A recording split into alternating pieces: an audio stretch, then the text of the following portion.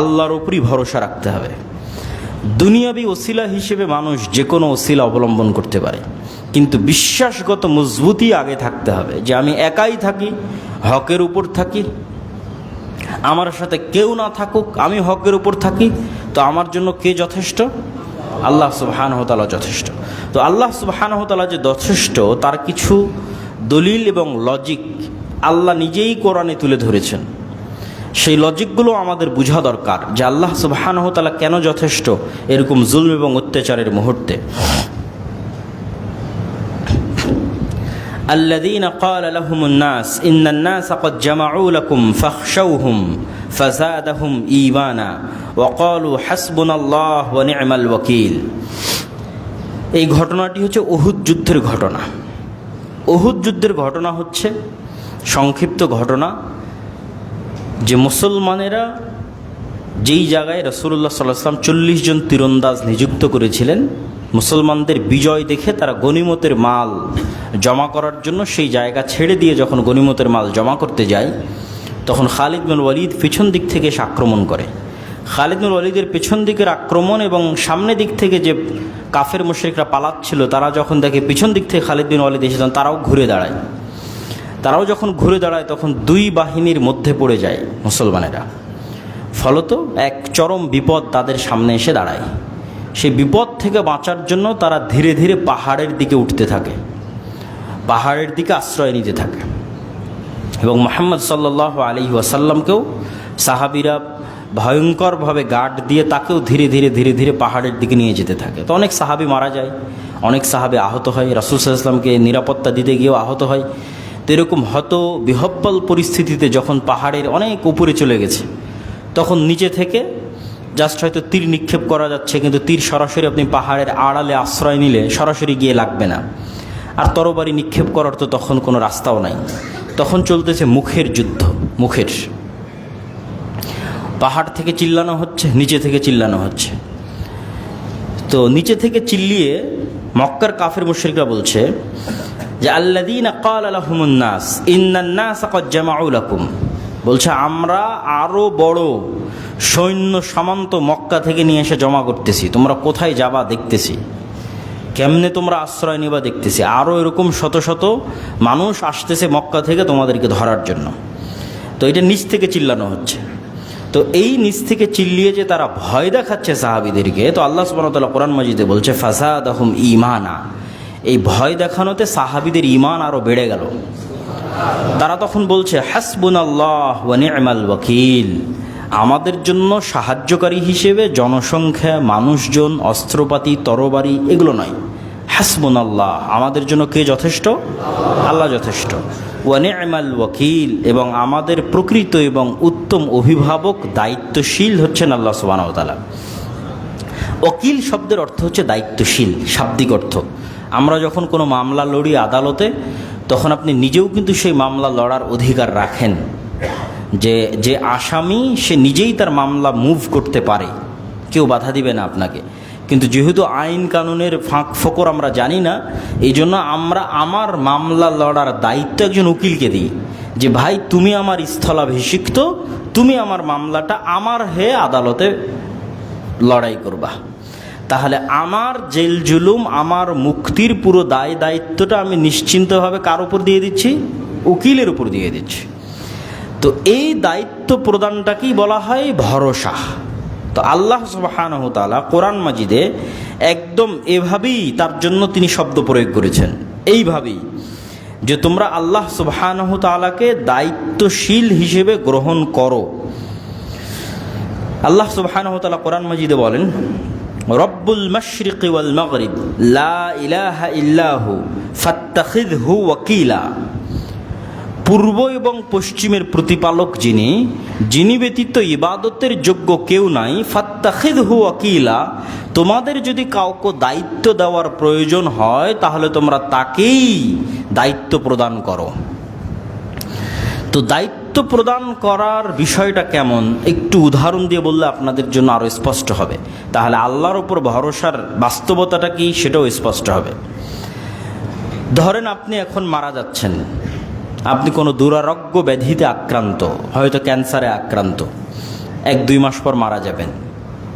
তখন আপনি আপনার ভাইকে বলতেছেন, ভাই আমার তো ছোট ছোট ছেলে মেয়ে আছে, তো তোমাকে আমি আমার ছেলে মেয়ের দায়িত্ব দিয়ে গেলাম, তুমি একটু দেখে শুনে রাখিও। এ হলো দায়িত্ব দেওয়া, মানে আপনার অনুপস্থিতিতে আপনার ছেলে মেয়েকে দেখাশোনার দায়িত্ব আপনি তার উপর দিচ্ছেন। মানুষ বলে যে মানুষের কথোপকথনে বলে যে উপরে আল্লাহর নিচে তোমার হিল্লাই দিয়ে দিলাম, মানে তোমার দায়িত্বে দিয়ে দিলাম।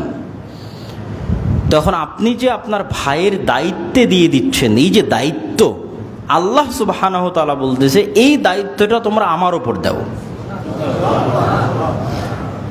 এই জিনিসটা অনুভব করতে হবে যে দায়িত্বটা মানে কি। ঠিক এভাবেই আল্লাহ বলতেছে যে এই দায়িত্বটা তোমরা আগে আমার উপর দাও। ধরেন আপনি বাড়ি থেকে বের হয়ে যাচ্ছেন, বাড়িঘর তালা মেরে দিয়ে বের হয়ে যাচ্ছেন, তো আপনি আগে এই বাড়ি দেখাশোনার দায়িত্ব দারোয়ানের উপর দিবেন, না বাড়িতে কোনো আত্মীয় স্বজনের উপর দিবেন, না এটার দায়িত্ব আগে কার উপর দিবেন? আল্লাহর উপর দিবেন। আল্লাহ এইটা বলতেছে যে তোমরা আগে আমার উপর দায়িত্ব দাও, আমাকে দায়িত্বশীল হিসেবে গ্রহণ করো। তোমাদের যে কোনো কাজের দায়িত্বশীল হিসেবে তোমরা কাকে গ্রহণ করতে পারো? আল্লাহকে গ্রহণ করতে পারো। ফাত্তাখিযহু ওয়াকিলা, তার উপর দায়িত্ব দাও। কেন তার উপর দায়িত্ব দিবা, তার অনেক লজিক আল্লাহ সুবহানাহু ওয়া তাআলা কোরআনে উল্লেখ করেছে বিভিন্ন আয়াতে। তার 2-1টা আয়াত আমি আপনাদের সামনে তুলে ধরি যে কেন আপনি আল্লাহ সুবহানাহু ওয়া তাআলাকে দায়িত্বশীল হিসেবে তাকে দায়িত্ব দিবেন।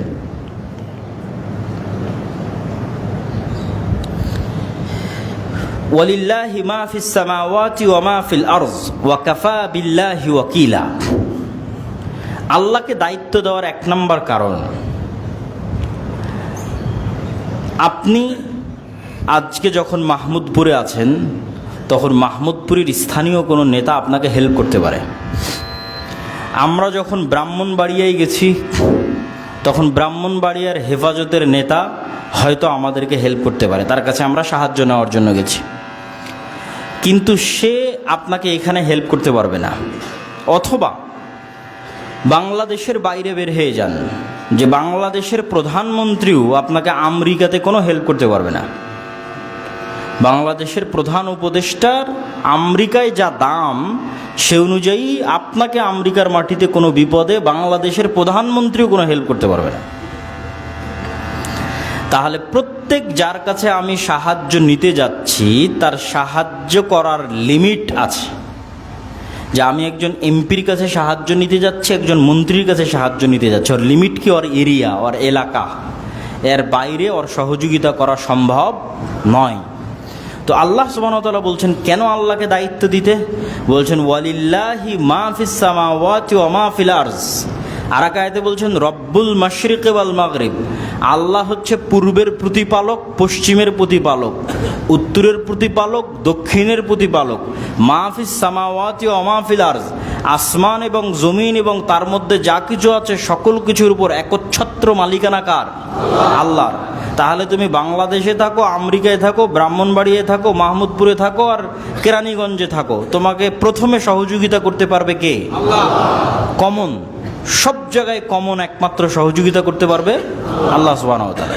2 নম্বর যে উদাহরণটা দিয়ে শুরু করেছিলাম, যে আপনি আপনার ভাইকে দায়িত্ব দিয়ে যাচ্ছেন যে আমি মারা যাচ্ছি, তুমি আমার ছেলেকে দেখে শুনে রাখো। তো আল্লাহ সুবহানাহু ওয়া তাআলা বলছেন যে তিনি হচ্ছেন হাইয়ুন কাইয়ুম, তিনি হচ্ছেন চিরঞ্জীব, চিরস্থায়ী। এটা দ্বারা আল্লাহ কি বুঝাচ্ছেন? এটা যারা আল্লাহ সুবহানাহু ওয়া তাআলা বুঝাচ্ছেন যে আপনি দুনিয়াতে যেই ব্যক্তিকে দায়িত্ব দিয়ে যাচ্ছেন, সে যে আপনার আগেই মারা যাবে না, অথবা আপনার ছেলে মেয়ের আগে মারা যাবে না, এর কোনো গ্যারেন্টি আছে? এর কোনো গ্যারেন্টি নাই। তাহলে আপনি যাকেই দায়িত্ব দেন না কেন, সেই দায়িত্বশীল আপনার আগেই দুনিয়া থেকে বিদায় নিয়ে নিতে পারে। অথবা আপনার ছেলের দায়িত্ব দিয়ে গেলেন, আপনার ছেলের বিদায় নেওয়ার আগে দায়িত্বশীল দুনিয়া থেকে বিদায় নিয়ে নিতে পারে। তাহলে চিরঞ্জীব, চিরস্থায়ী হিসেবে আপনার ছেলের দায়িত্ব কাকে দেওয়া যৌক্তিক? আল্লাহকে দেওয়া যৌক্তিক। তাহলে কে বাঁচলো কে মরলো সেটা দেখে লাভ নাই। করোনা ভাইরাসে এসে পুরো বংশ বিলীন হয়ে গেল, কিন্তু আপনি দায়িত্ব দিয়ে রেখেছেন কার ওপর? আল্লাহ সুবহানাহু ওয়া তাআলার ওপর। দেখা যাচ্ছে ফিলিস্তিনের গাজায় একজন মানুষ যদি বলে আমার ছেলের দায়িত্ব আমি তোমাকে দিয়ে গেলাম, তো 1 সেকেন্ড পর বোমা এসে সেই মারা গেল, তো দায়িত্ব নিয়ে কি হলো? তো সে যদি বলে না হে আল্লাহ আমার ছেলের দেখাশোনার দায়িত্ব তোমার উপর দিয়ে গেলাম, তাহলে কেননা তিনি হচ্ছেন হাইয়ুন কাইয়ুম। আর 1 নম্বর কি? সব জায়গায় সহযোগিতা করতে পারবে। তাহলে 1 নাম্বার লজিক গেল পৃথিবীর সকল জায়গায় তিনি সহযোগিতা করার ক্ষমতা রাখেন। 2 নাম্বার লজিক গেল তিনি চিরঞ্জীব, চিরস্থায়ী, কখনো মৃত্যুবরণ করেন না। এবার 3 নাম্বার, আল্লাহ সুবহানাহু তাআলাকে যখনই আমরা চাই না কেন তখনই আমরা আল্লাহ সুবহানাহু তাআলাকে সাথে যোগাযোগ করতে পারি, সম্পর্ক স্থাপন করতে পারি। এটা একটা বড় বিষয়, যে আপনার যত বড় ব্যক্তি পরিচিত থাক, জুলাইয়ের আন্দোলনের সময় 1 সপ্তাহব্যাপী ইন্টারনেট বন্ধ ছিল। অনেক সময় অনেক জঙ্গলে চলে যাবেন, গ্রাম অঞ্চলে চলে যাবেন, নেটওয়ার্ক নাই। পৃথিবীতে কোনো একটা বড় কিছু ঘটে গেল, কোনো মোবাইলে নেটওয়ার্ক নাই। তাহলে আপনি যে ওর সাথে যোগাযোগ করে সহযোগিতা চাইবেন, সে যোগাযোগেরই তো ব্যবস্থা নাই। সমুদ্রের মধ্যে আছেন, মরুভূমির মধ্যে আছেন, জঙ্গলের মধ্যে আছেন, সহযোগিতা যে নেবেন মানুষের কাছে। দেখা যাচ্ছে সমুদ্রের মধ্যে একটা জাহাজ ডুবতেছে, তো সেই জাহাজের ব্যক্তি এখন সহযোগিতা চাচ্ছে পার্শ্ববর্তী আর এক জাহাজের কাছে, যোগাযোগই হয় না, তো কি সাহায্য চাইবে? তাহলে এই প্রত্যেকটা যার উপর মানুষ ভরসা করতেছে, এগুলো একটাও স্বয়ং সম্পূর্ণ নয়। ওই ব্যক্তিটা যদি মনে করতো এখন ইনস্ট্যান্ট যার সাথে যে কোনো সময় যোগাযোগ করা সম্ভব, যার সাথে সম্পর্ক স্থাপন করা সম্ভব, তিনি কে? আল্লাহ। তাহলে তখন সে আল্লাহর উপর দায়িত্ব দিত এবং আল্লাহর উপর ভরসা স্থাপন করতো যে আল্লাহ এই বিপদ থেকে আপনি আমাদের উদ্ধার করেন। তারপরে তখন আল্লাহ ব্যবস্থা তৈরি করে দিবে, কাকে কার মাধ্যম দিয়ে আপনার সহযোগিতা করাবে তার ব্যবস্থা তৈরি করে দিবে। তো এই তিনটে বড় বড় লজিক, যে লজিকগুলো আল্লাহ সুবহানাহু ওয়া তাআলা নিজে কোরআন মাজিদে তুলে ধরেছেন এবং বারবার আল্লাহ বলতে থেকেছেন যে ওয়াকাফা বিল্লাহি ওয়াকিলা, দায়িত্বশীল হিসেবে আল্লাহ সুবহানাহু ওয়া তাআলা যথেষ্ট। ওয়াকাফা বিরব্বিকা ওয়াকিলা, দায়িত্বশীল হিসেবে আপনার প্রতিপালক যথেষ্ট। আল্লাহু খালিকু কুল্লি শাইইন ওয়া হুয়া আলা কুল্লি শাইইন ওয়াকিল, আল্লাহ সুবহানাহু ওয়া তাআলা সকল কিছুর দায়িত্বশীল হিসেবে যথেষ্ট। এবং আরও অসংখ্য আয়াতে আল্লাহ সুবহানাহু ওয়া তাআলা তার উপর ভরসা করার আদেশ দিয়েছেন। ওয়া আলাল্লাহি ফালিয়াতাওয়াক্কালিল মুমিনুন, মুমিনেরা আল্লাহর উপরই ভরসা করে। ফাকুল হাসবি আল্লাহ লা ইলাহা ইল্লাহু